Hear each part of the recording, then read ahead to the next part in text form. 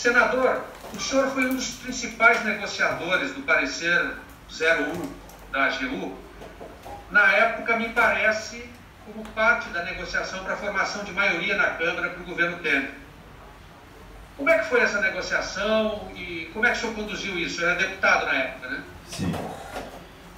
Canelas, eu trabalhava esse tema desde 2003, não foi com o presidente Michel. Nós iniciamos quando, no governo Lula, 2003 para frente, iniciou-se uma série de processos de demarcação, não apenas do Rio Grande do Sul, que você conhece, é gaúcho, principalmente na parte norte do Rio Grande do Sul, mas em todo o Brasil, né? Então, dali veio essa conversa em 2003, 2004, 2005. Então, de lá saiu uma portaria 303, tá, no tempo da Dilma, com o ministro Adams, né? Essa portaria, aí veio o julgamento Raposa Serra do Sol, vamos começar no início. Quando Raposa Serra do Sol, eu tive numa comissão externa, o deputado Miqueleto, né, era o presidente dessa comissão, Lindbergh Farias era deputado, naquela época era o relator dessa comissão externa que esteve lá na Raposa Serra do Sol, 2004. 2005 sai o ato, né, do presidente Lula sobre Raposa Serra do Sol. Houve um embargo e esse assunto foi parar no Supremo.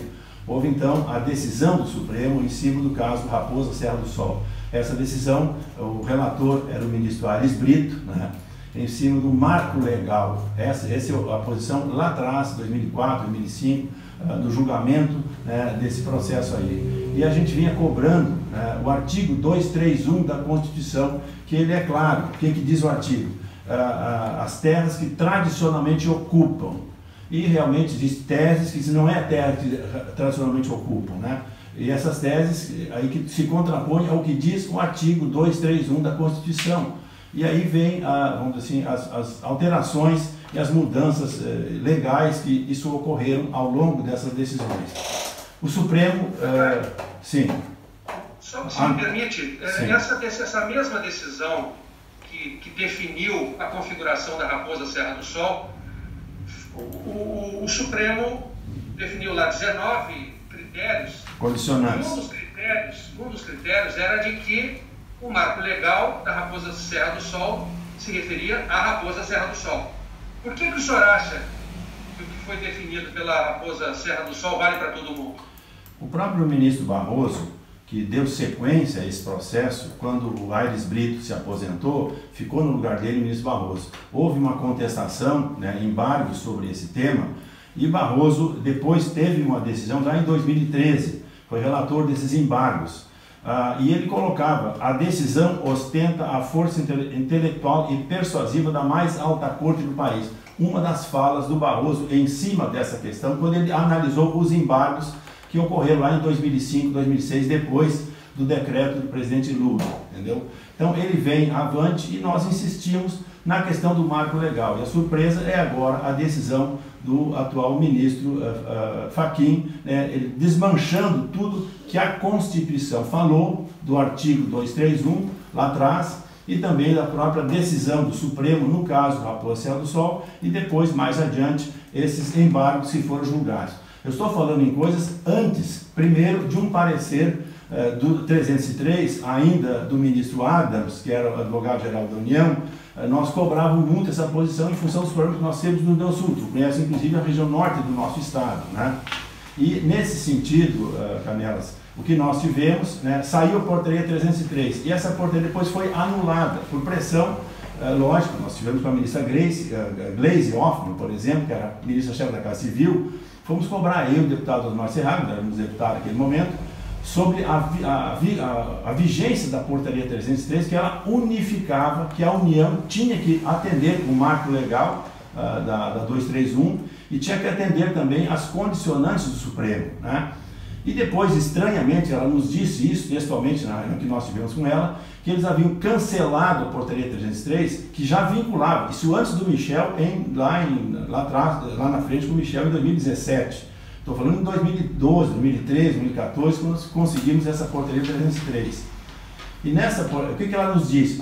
Houve pressão dos índios, chegaram aqui no Palácio do Planalto, ameaçaram se suicidar. Se ele no quarto andar do Palácio vão se suicidar. Em função disso, eles suspenderam. Imagina, qualquer uma pressão que exista sobre um governo, aí acaba suspendendo um marco legal, que era a tal de portaria 303. Isso é anterior isso é anterior, né, no caso específico do parecer vinculante, né, do presidente Michel Temer, que aconteceu em 2017, certo? O parecer bem depois. Pois o senhor esteve diretamente envolvido nessa negociação. Sim.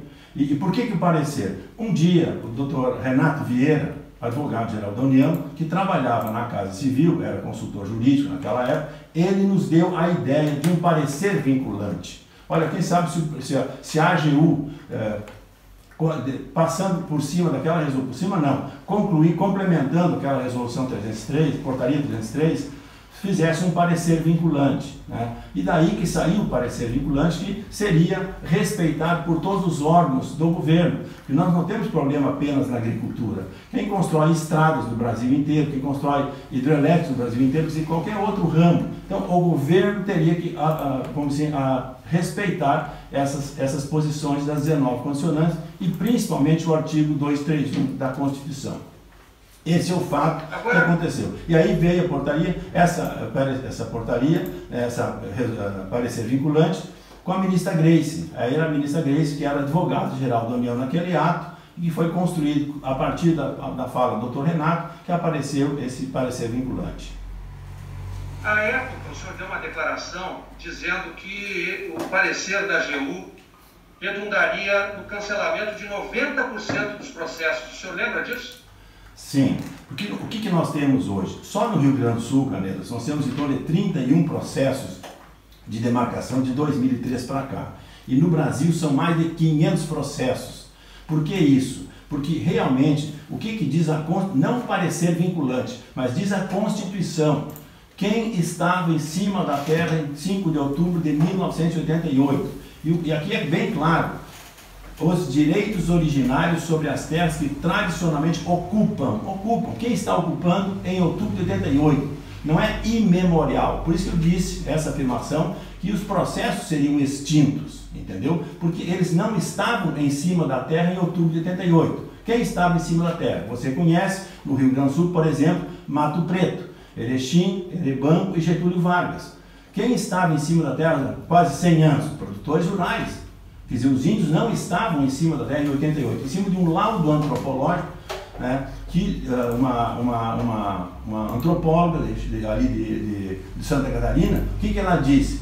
Eu tive uma visão, isso também é outro objetivo de outra reunião com o ministro José Eduardo Cardoso e a própria ministra Gleice, nós colocamos para ela, olha, que um absurdo, ela disse que teve uma visão quando tomava um chá de ayahuasca e teve uma visão em cima de uma briga de índios caigangues e guaranis, né? E acabou, já enxergou uma terra lá em Getúlio Vargas. Imagina, um absurdo, quer dizer, esses casos, quem estava em cima da terra, em cima de uma briga, Caigangue e Guarani, para retirar 30 e poucas famílias de índios que estavam brigando, para tirar as etnias, acabaram tirando quase 180 produtores na região de Getúlio Vargas.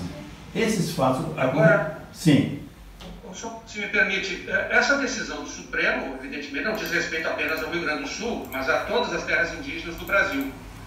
Como é que o senhor pode garantir que os índios não estavam lá no dia 5 de outubro de 1988 porque foram expulsos violentamente por invasores?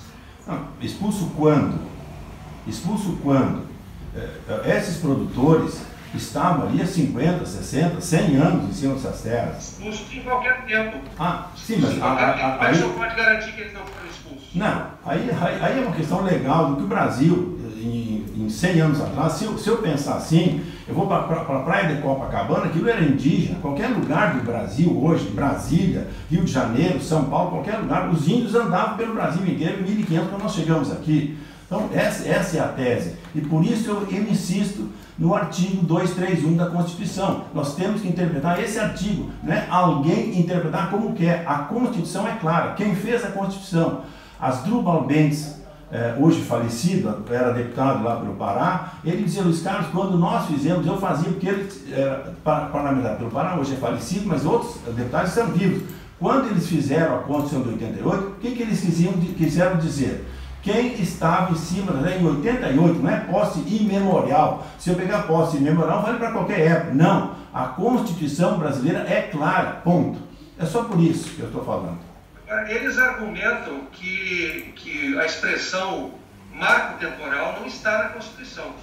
que a Constituição não fala em data certa e que os povos originários têm direito à terra. Como é que o senhor refuta esse argumento? Artigo 231 da Constituição de 5 de outubro de 1988. São reconhecidos aos índios e a sua organização social, costumes, línguas, crenças e tradições, e os direitos originários sobre as terras que tradicionalmente ocupam, competindo a União demarcá-las e proteger e fazer respeitar todos os seus bens. Isso em 5 de outubro de 1988. Isso aqui é o artigo 231 da Constituição.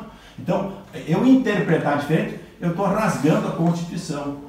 É isso que foi discutido já, vamos dizer assim, não só no parecer vinculante, ou já anterior, em 2012, na Portaria 303, essa é a posição que nós temos nesse momento, porque respeitar a Constituição, aqui está bem claro. Agora, quando eu interpreto diferente, o que eu digo? Não, eles foram expulsos em 1700, 1800, 1900, ok? Então, esses casos não existem, efetivamente, pela posição da Constituição do artigo 231. Certo. Há o risco de, caso aprovado o marco legal, de conflito? O senhor acredita no risco de conflito? Os conflitos já existiram. Imagina o caso do Mato Grosso, imagina no Rio Grande do Sul, Santa Catarina, qualquer estado da federação. Os conflitos existiram. Terras extremamente valiosas no Mato Grosso, em cima das invasões que faziam, querendo desrespeitar o marco temporal e o artigo da Constituição. O que aconteceu no estado do Mato Grosso do Sul, por exemplo, e vários outros estados aconteceram. Aconteceu no Mato Grosso, aconteceu no Rio Grande do Sul, cada estado, Santa Catarina, Paraná, vários estados isso aconteceu, e os conflitos podem acontecer sim. Agora, o senhor não acredita que isso vai comprometer a pacificação do campo, senador? Isso nesse momento, o que vai trazer é mais insegurança no campo. No momento da pandemia, que nós precisamos baixar a cabeça e trabalhar, vai trazer mais insegurança no campo.